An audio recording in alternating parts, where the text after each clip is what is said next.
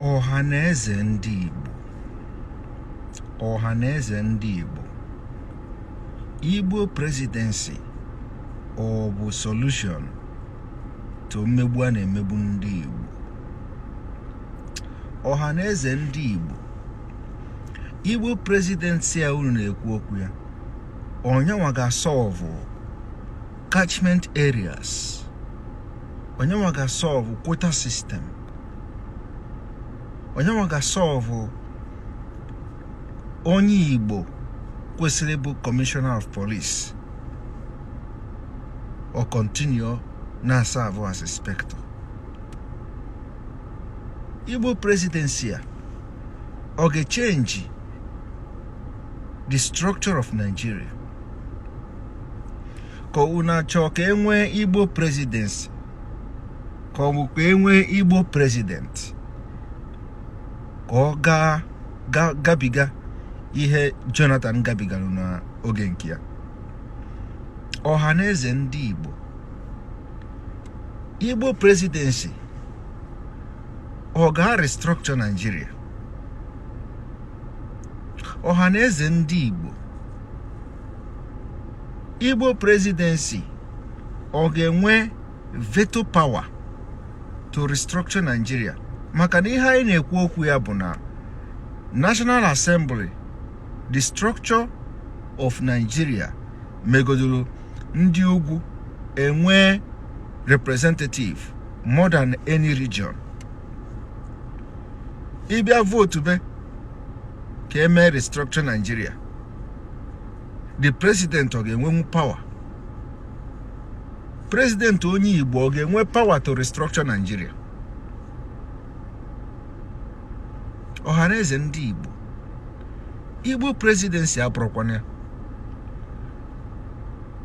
Ọ ga-akarị myself ndị ugwu ha chọba mana si restructure Nigeria, so that ọ ga-abụ onye a chọrọ inye ọkwa ọ bụrụ onye meritiri ọkwa a. Onye a chọrọ inye ọchịchị ọ bụrụ onye meritiri ọchịchị a.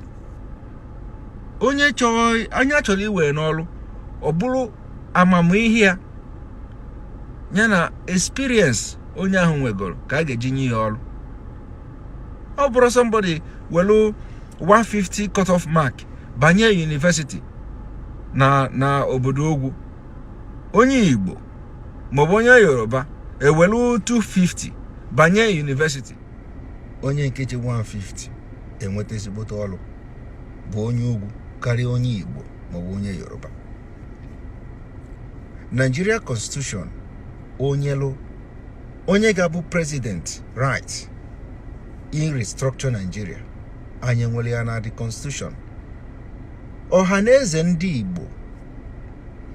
Ohanaeze Ndigbo.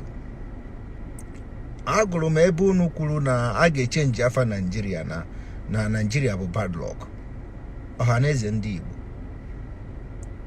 The structure of Nigeria ọ ga-efavor onye Igbo, onye president onye Igbo. Ajụjụ ka nkụ.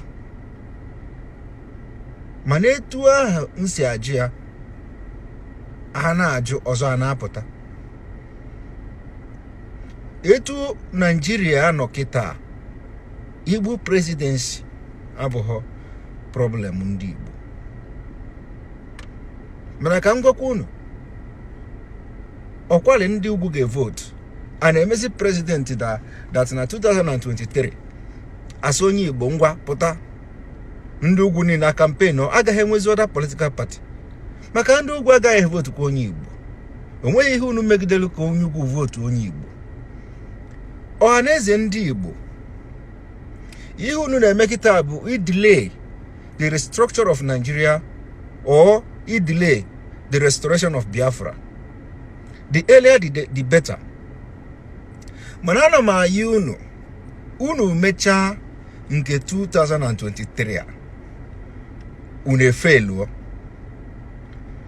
unu aga echegharịkwa wee solo ndị na-achọ Biafra wee chọba Biafra, ka unu aga na-echekwa mgbe afọ ịnọ gachakwa after 2023 unu asịbakwa na a ga-enwe Igbo Presidency. anyị ga-enwe na agreement yo na ọ bụrụ na 2023 a ndị ugwu enyere unu president ndị Igbo, unu ga-ekwete na ọ ka anyị chọbasịa Biafra? Ajụjụ a ka m na-ajụ, na-asị unu share ba vidio a ka o lute nna ya nwe ode aka. Ọ bụ na enyere onye Igbo president na 2023, Ohanaeze na ndị leader ndị Igbo niile, unu ga-abịa ka anyị chọba Biafra? Ajụjụ a ka m na-ajụ.